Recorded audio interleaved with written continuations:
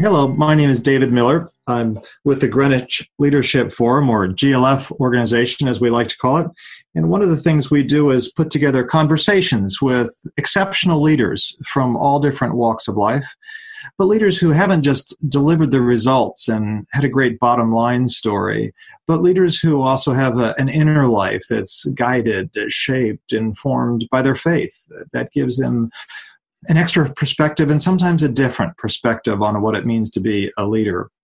I'm just delighted to have a friend, Cheryl Bachelder, with us this morning. Cheryl, as some of you may know, is a household name in many business circles, particularly in the restaurant and food service business. Cheryl spent time with the Domino's, with KFC, and perhaps her greatest renown comes from being the CEO of Popeye's Louisiana Kitchen, which had an extraordinary turnaround under her leadership from a business, a franchise that was going through a slow, steady decline to one that had an extraordinary turnaround. But it wasn't the usual slash and burn stereotype you hear about when a turnaround goes on. Cheryl really changed the culture of the organization and the leadership style. So we'll talk about some of the things that she learned through that process. And I want to accent from things she said. And if you read her book, Dare to Serve, How to Drive Superior Results by Serving Others, you'll learn from Cheryl that she herself was learning what it means to be a leader and the kind of leader she sought to be and what changes maybe she had to make in her own leadership style to get where she ultimately got. So with that, Cheryl, good morning. Good morning. Good to be with you. It's great to be with you. So I've just queued up, people will be listening to this at all time of days, but I just let the world know that we're having, this is in the morning. And I want to start by, would you tell me how your mornings started when you were a girl growing up in your home? You talk about this in your book. There was a very specific routine that happened each morning when your mom woke you up. What was it? Well, my mother loved music, and her idea of a great way to wake up was to turn the stereo on as loud as possible and wake us up to a rousing round of music, sometimes a hymn, sometimes a popular song, but she would enter our bedroom with the most positive, energetic attitude and welcome us to the day. And as you can expect, as children, we not always welcomed that good morning. Often sent her off in shrieks. Leave us alone, Mom. And many of the things that we have from parents who had habits and disciplines that we chafed at when we were younger, surprise, surprise, when we're in that role, we often emulate them, perhaps with our own spin. Now, you did the similar thing with your children, maybe without the music, but didn't you have a phrase about attitude? I absolutely did. I think one of the things my mother instilled in us with that morning greeting was the day begins with your attitude. And so with my own children, I use the phrase, your attitude is your altitude. They too shrugged and rolled their eyes and all of that. But I'll tell you what, they remember those words to this day. I could picture that. Mom. Exactly. But there is something to it. And you know, you probably know this, but there's a lot of research which backs up from different business, from different disciplines, from the Academy of Management, the business discipline, from psychology and others, that how you choose to frame your engagement with the world will often impact your actual engagement. There's even studies that say if you smile more frequently, your mood lifts up, you're healthier, others are drawn to you. If you laugh more frequently, that you're healthier, and so forth. So without being Pollyannish or naive, that life is awfully tough sometimes, that there is something about attitude. There certainly is. You know, I am a certified optimist, and I will tell you that in my career, many people chafed at it as Pollyannish. How could you always be positive? How could you always be energetic for the cause? But you think about what leaders are supposed to do. They're supposed to call out this daring destination for the enterprise.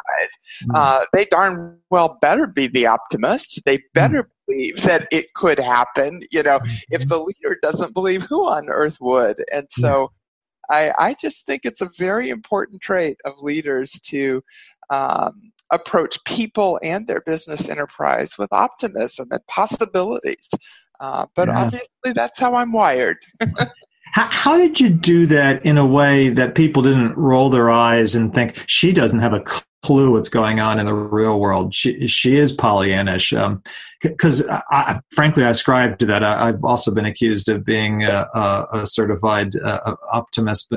But you still have to give a signal that you know what's going on and that life is tough in the trenches, don't you? Absolutely. And I think the way that I did that, I often was called crazy from a goal standpoint on the business. When we started the Popeyes transformation and said, that we would get the average restaurant from $1 million to at least $1.5 million, I don't think there was anybody in the room that believed that idea on the first day. So I think it's natural that people resist bold ideas. But I often talk about the importance of the goal being plausible, demonstrating that you understand it's plausible. And often in business, that's the competitive context. We had many competitors who were doing $1.5 million average volume per restaurant. And so it was totally plausible, not maybe for Popeyes, but certainly for competitors. And so I think you balance your vision with facts and plausibility. You build a case, right? You build a persuasive case that this is possible, not definite, but possible, and help people see a path to it. And then the other thing that I think was absolutely systematic about how we led Popeyes is we had very clear metrics that we tracked every quarter, like every good business does. And that too, over time, as you hit those milestones, the vision becomes more plausible to the followers. And so I think it's that balance of big idea, plausibility, and tracking towards the goal. Sometimes when you're trying to change something like you were doing, both culture as well as at Popeyes, as well as results, and of course there's a correlation in there somewhere. Sometimes things get worse before they get better. I'm a tennis player. If you're a golfer, think whatever sport. If you try to change your grip or change your service motion, often things get worse before you ingrain it and get it down right to get the superior results. Did you have, the week after you arrived, did things just improve magically, or did you go through sort of a dip where the organization resisted you and your ideas, and there might even have been doubt? Not only did we go through doubt, we went through trauma. Our transformation began in November of 2007. We created our bold, ambitious goals and lined up all of our big investments in the turnaround for the fall of 2008. And I don't know if you remember the fall of 2008. Oh, yes. Very well. The world was pretty scary. Yeah, the world came to pieces. I was explaining to this to a CEO yesterday that I look back, we had defined our goals, we had invested our resources, and there was no turning back. So we hit the Great Recession in flat out investment bold goals way, and it was scary. It was outright scary. In fact, our stock slid from $13 to $2.85 in March of 2009. And in many ways, only courage got us through that 2009 year. Only our convictions about our strategies and our investments, because they didn't go well right off the bat. The promotions we ran didn't work well. The market conditions were terrible. And so I think it's important for leaders to remember they must have pretty deep-rooted conviction about their plans. Everybody always tells you to have a plan B, but let's be honest, we don't always have a plan B. Right.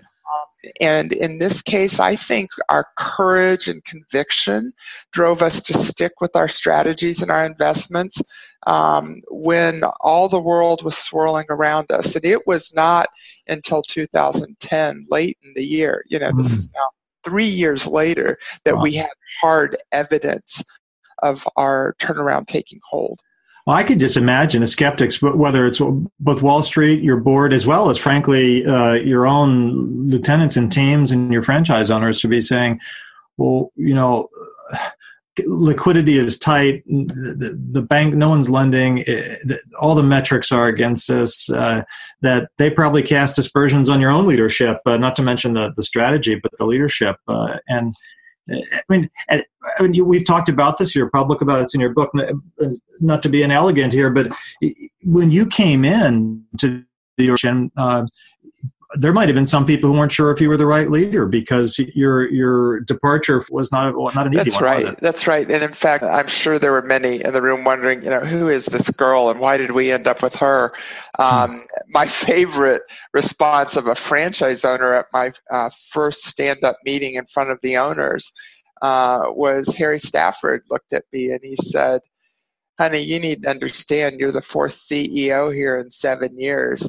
We abuse children and you are the new foster parent. Don't expect us to trust you anytime soon."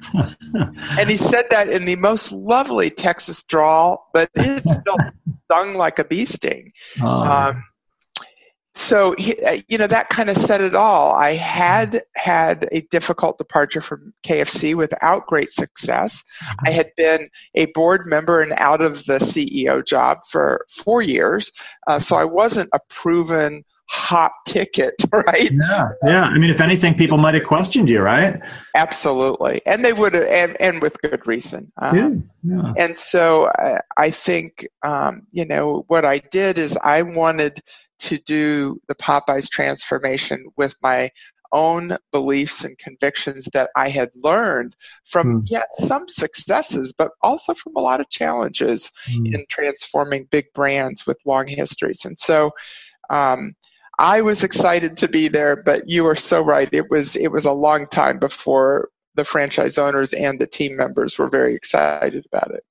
One of the things that's one of your hallmarks of your leadership style, and you write about it in Dare to Serve, is you have this great metaphor. You talk about moving away from being a spotlight leader to a Dare to Serve leader. And of course, there's echoes of Jim Collins and his level 5 leaders imagery there.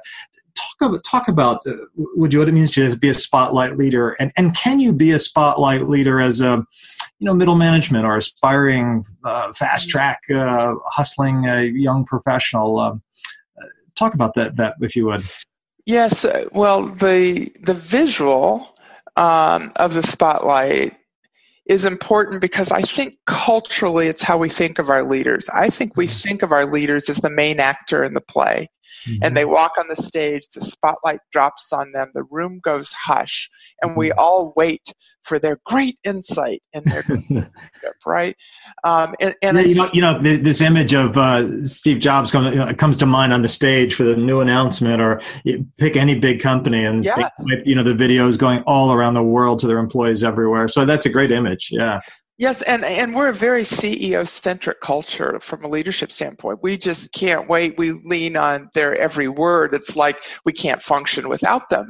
And I just think it's an inherently flawed model, but it is what we're stuck with. This is where we are. All our CEOs are magazine cover people with jets, and that's just where we are. So what I wanted to turn on its head, along with many other writers and primarily academics and consultants who have said time and time again, the leader who takes themselves out of the spotlight, and I call it go around and meet the light crew, right? And shine that spotlight on the other actors in the play, the other peoples that you are really entrusted to lead and serve. And that helps me remember my role as CEO is, yes, I will be on the nightly news or the Jim Cramer show, and that's what CEOs do. But I've got to remember that's not how I want to lead. I want to get out of that cultural spotlight and figure out how to set up the conditions for my team members to perform their very best. At Popeyes, our purpose statement was to inspire servant leaders to achieve superior results. So just like Jim Collins said, one of my favorite quotes is from Jim Collins. He said, a high-performing CEO has incredible ambition and will, but it is for the enterprise, not for themselves. Yeah. I have leaned on those words to get myself in the right place for leadership, because I am incredibly ambitious for the enterprise. I'm incredibly ambitious for the team members that work for me. I want them to reach the full expression of their capability.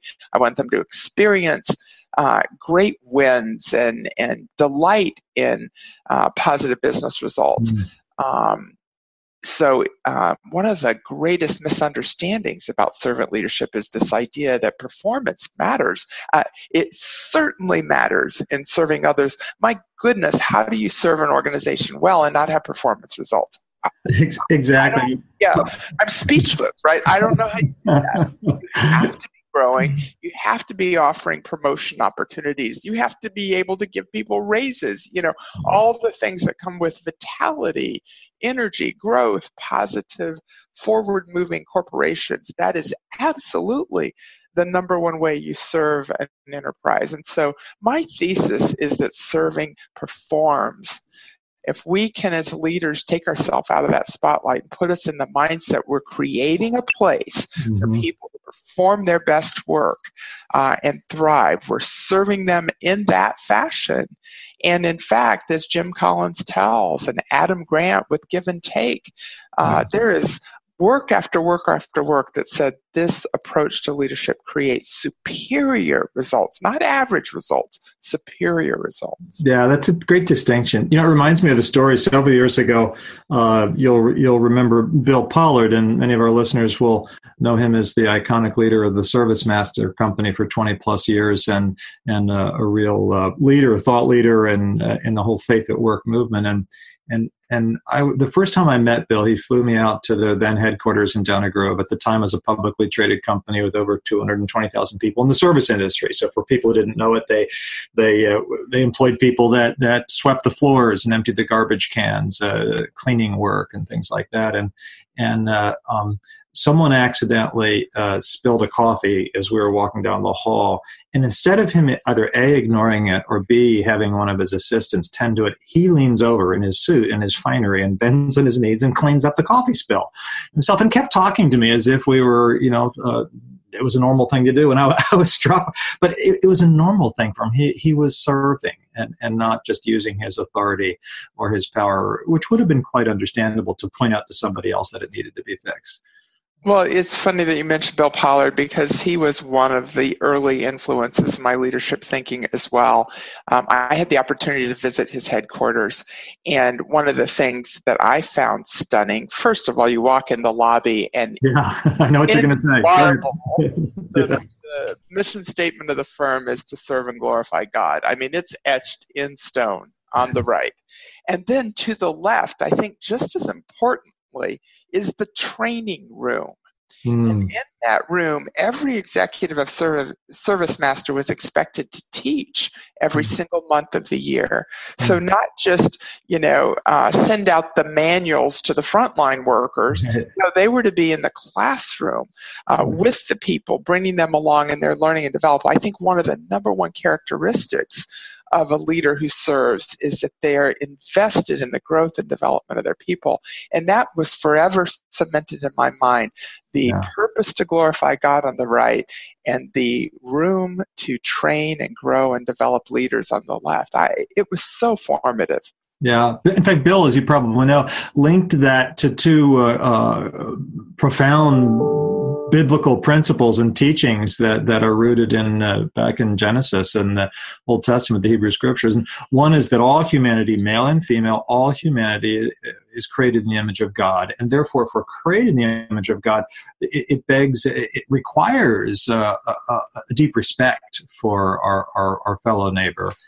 And the other is this message of stewardship, of tending the garden and doing it as an agent of God, as opposed to for one's own personal purposes or benefits. So for me, one of my core convictions that comes out of my faith is around human dignity, and you just raised it. And I think it's a fascinating conversation in the workplace because I don't think I've ever met anyone that said they don't believe in human dignity. Right. But I think we're very situational about it. Mm-hmm. I think that we are respectful of people, in our broad cultural statements, like, I respect diversity. We all say that. Right. I respect the people who have had tough times. But then we get to work, or we get out in our lives. My favorite example is, do you respect the Delta flight attendant? It doesn't look like it to me, by the way you just talked to her. Do you give dignity to your executive assistant, or did you just snap at her? Did I just notice you snapped at her? I think dignity, while many of us would call it a core value or a spiritual belief conviction, we kind of save it for, when we're talking about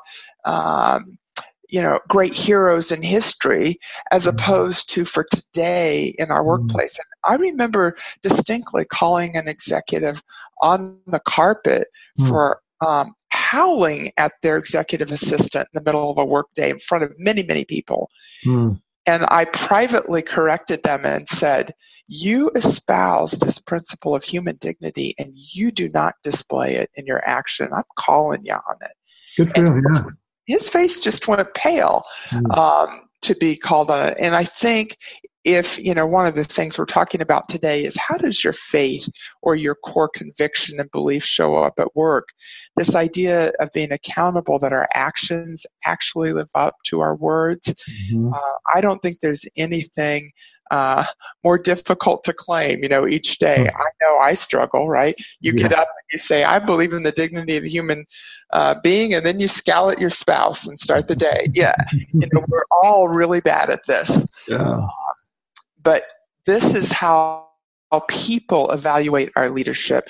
This is how our team members decide if we're leaders worth following. Do our values come to life in work? I do an exercise with all of our team members, or I did do this exercise at Popeyes. Most people will call it values clarification, but I would put a different twist on it. I would ask them to do an exercise where they sort through many, many possible values and pick their top 3. But I would ask them to do it with the context of, how do they want the people that work for them to evaluate them? So values they actually want to demonstrate daily and be part of their known legacy at work. And I'll tell you what, it's like stump the band. People are really, really stuck because they've always said, well, I'm an honest person with high integrity, but they have not gone to that next step of saying, how do I want to be evaluated in the next meeting I go to today as a leader? And this is, I think, central. I talk about servant leadership as the preferred way to get performance, but my goodness, it is very aspirational. You can't ever declare you're a servant leader, because we all struggle to live our beliefs in the marketplace every day, every meeting, every personal interaction that we have. It's only can we say, I aspire to be better at that. Yeah. And that's why it's so hard to be a servant leader. And those people who call it weak-kneed or doormat leadership don't get it. Get it. It is the highest order set of principles you could lead by. And well, and in some ways, the we open up our GLF sessions often by observing that we turn to the scriptures as a North Pole, as a place to inspire us and give us wisdom.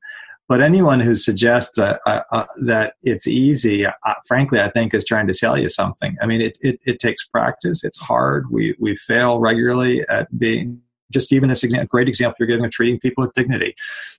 We all say, of course we do, but do we really? And it's a great point. This servant leadership thing concept, as you talk about in your book, many people will know it through Robert Greenleaf, the retired, now passed away, but the AT&T executive who put this in business literature. But of course, its roots go back about 2,000 years ago to a rabbi named Jesus, who was in some ways kind of the ultimate servant leader, to the point of even giving up his life for humanity. Do you ever make that connection in your own mind between the two?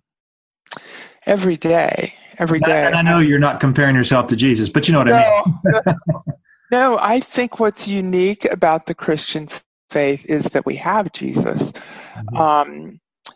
because he came in humanity. He lived among us. There's like 300 examples of him interacting in the marketplace in the Bible. So he actually was part of the workplace too. And in him, we have this living, breathing example of the character of God, is what I believe. I believe expresses the characteristics of our God. And so, it is such an amazing reference point to go to the way he responded. One of my favorite places where Jesus interacts with a human being is the woman at the well. And she was not of his culture. He was not supposed to talk to her. She was a woman that had made many mistakes in life. And yet he comes straight to her, and he makes the outreach to her. And he's aware of her sin and her past.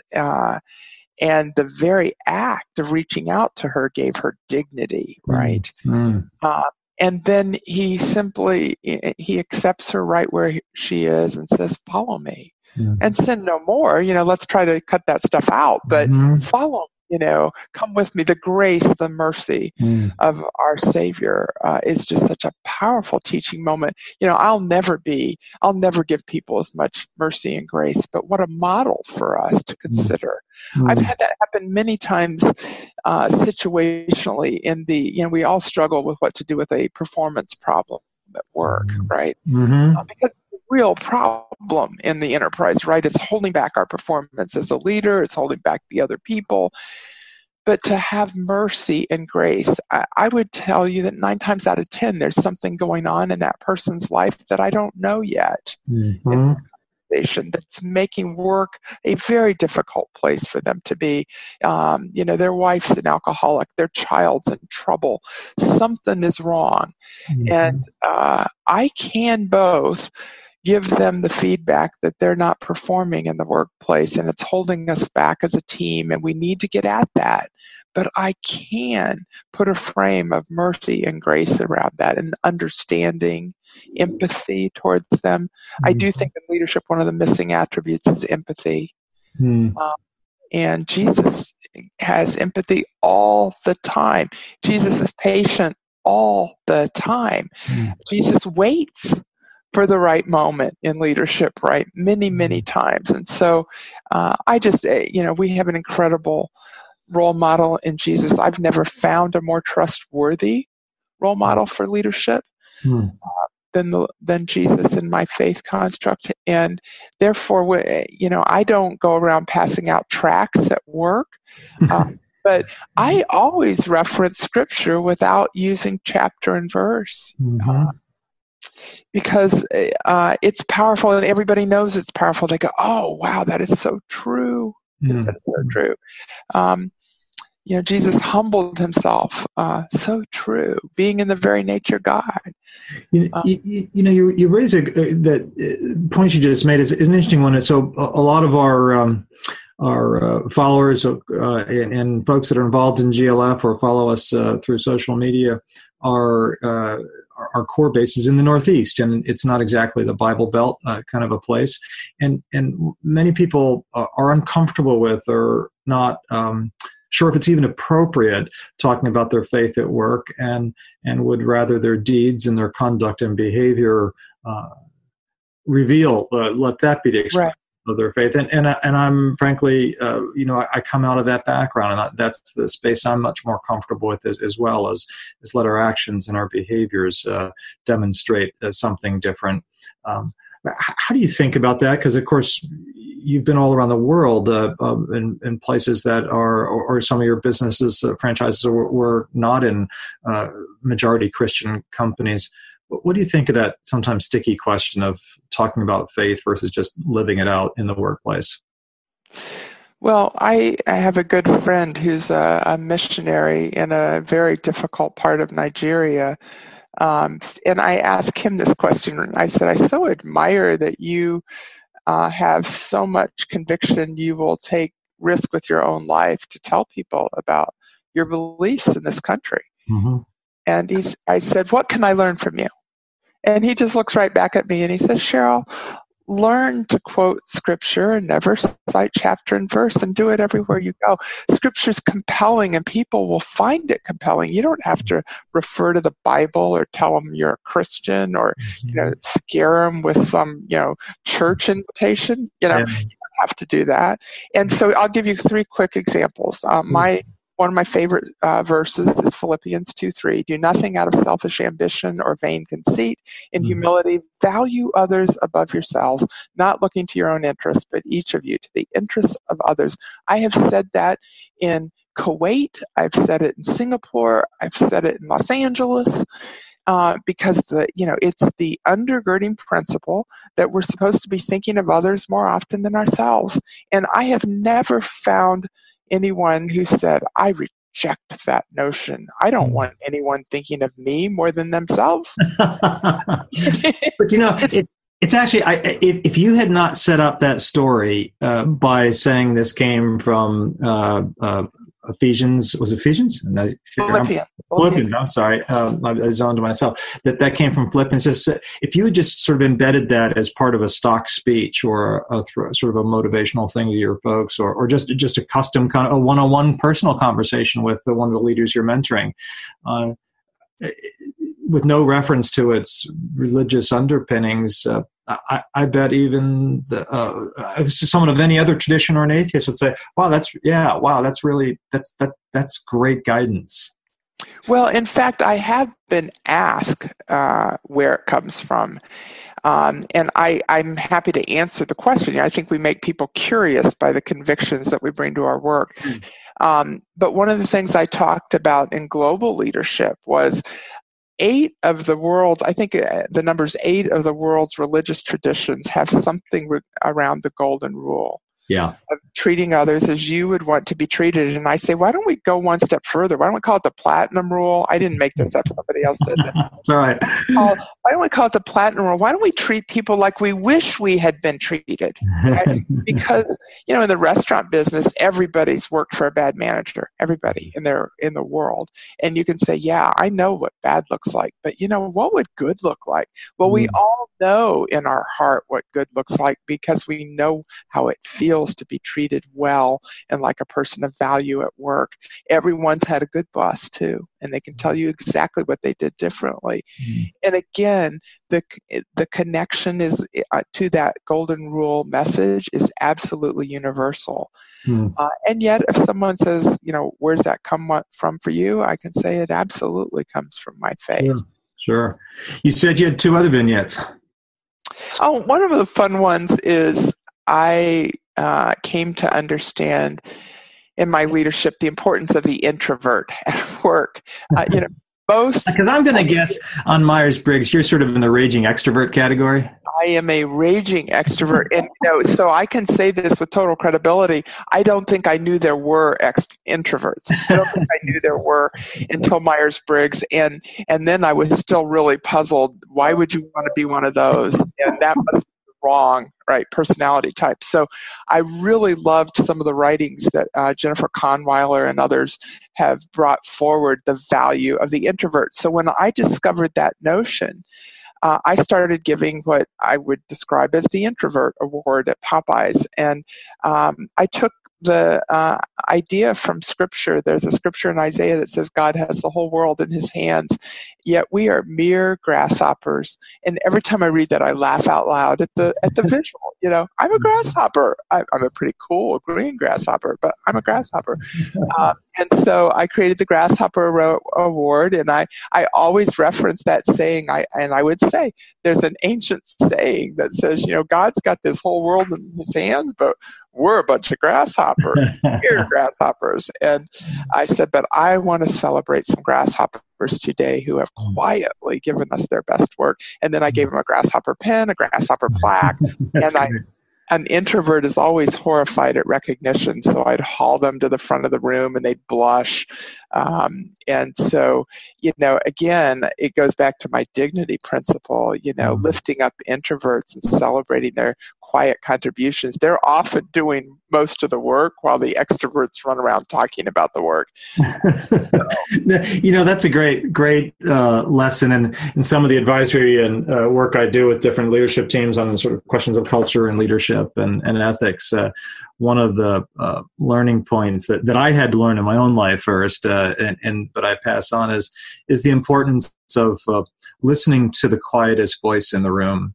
That the person who, perhaps based on gender, personality type of being an introvert, or even cultural background, where if you're not your person, you're supposed to be quiet and you wait for the person at the head of the table to speak. That the quiet person, I call it, or the introvert, is often the one who knows the solution to the problem. And we often, as we're yapping away, miss the answer that's right under our noses.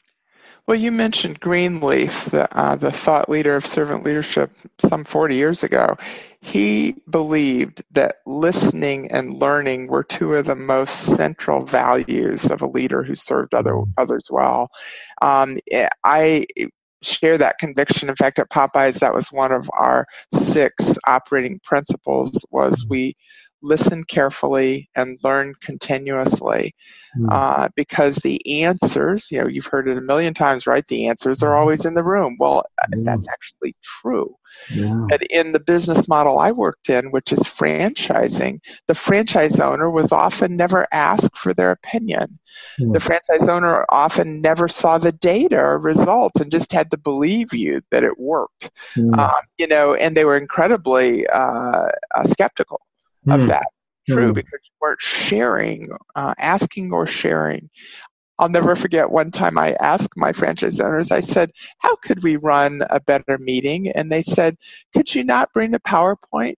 Could you just come and say, we think we have a problem, and write it on the flip chart, and then we'd discuss first, do we agree we have a problem? And then we discussed together how we might solve it. Could you not bring the PowerPoint with all the answers? It sounds like you've had some wonderfully humbling moments over your career, which have all, perhaps not in the moment, but in hindsight, been great learning gifts given to you. Absolutely, and I'll share one action step out of that learning. One of my highly extroverted leaders said immediately after that meeting, he said, that causes me great panic because I've never gone in a meeting without a PowerPoint and a point of view. And I said, well, I think we're all going to be practicing a new world order and learning together. That is a really stressful thought to someone who's been raised up that the leader always has to know the answer. No, you're right. In some ways, it's a little bit freeing that we're in this together. Help us solve it. Yes, it is. Of course, you're paid. In the end of the day, that you have the responsibility to pull it all together and make a decision. But it's a much more informed decision, isn't it? Hey, why don't we close our wonderful conversation? I could go on for hours doing this, even without a second cup of coffee. But you and I share an inspiration with a great thinker, sadly now deceased, Professor Max Stackhouse, who for many years taught at Princeton Theological Seminary. He was my PhD advisor. I learned an immense amount from Max, and he has a terrific book called On Moral Business, one of his many books, but it's an anthology of great thinkers in and outside the Christian tradition and reflections about leadership and the role that faith and work and economics play together. Would you mind sharing that quote of yours and why it's so special to you? I mean, the quote of his that you like to repeat? Absolutely, and I love that this quote has been so powerful for both of us. I literally remember the day I wrote it, and I could not forget it. I stayed up thinking about it all night long. When you first read it, huh? When I first read it, and it's underlined. I went and got the book this morning. It's underlined. Business leaders are increasingly the stewards of civilization. And I literally stopped in my track and I said, you're kidding me. Business leaders are increasingly the stewards of civilization. Now, he wrote this 22 years ago, but here's the context he gives ahead of the statement. He says, the corporation has become one of the strongest institutions of our day. Families split, but companies endure. Governments fall, but firms expand. The steeples in churches are dwarfed by the towers of industry. Oh my goodness, right? And I was absolutely captivated by the responsibility. At the end of this section, he says, the burden of leadership in the next century is likely to fall on business management in a way that has never before been the case in human history. You know, if you want to know whether your work has value or purpose today, if you're an executive in a corporation or a VP or a director, I forget about your title. If you're a leader, a person of influence in society today, imagine if the stewardship of civilization rests on our collective shoulders. Wow. Wow is right. And I, without getting into politics, I think many people would say that this is perhaps even more so true today with complications around the world as well as in our own country, that the role that business leaders play with all of the fallenness and sinfulness and mistakes that business leaders also make, that there's an extraordinarily important role for not just economies, but civilizations by our best and wisest leaders. Well, in my experience, I worked mostly for large corporations. I bet there's some people out there that would agree with me that the more senior leaders they met, the more disappointed they were in business leaders. That was my experience. I have one quick bad boss story. You know, I had led one of the highest performing divisions in the company, in creating great brand transformational results. And the new boss shows up and he said, I've heard you're good. I'm here to trip you up. Well, you know what? 6 months later, I quit. And 2 years later, the division was sold for pennies on the dollar, because you can drive the living soul out of an organization in very short order.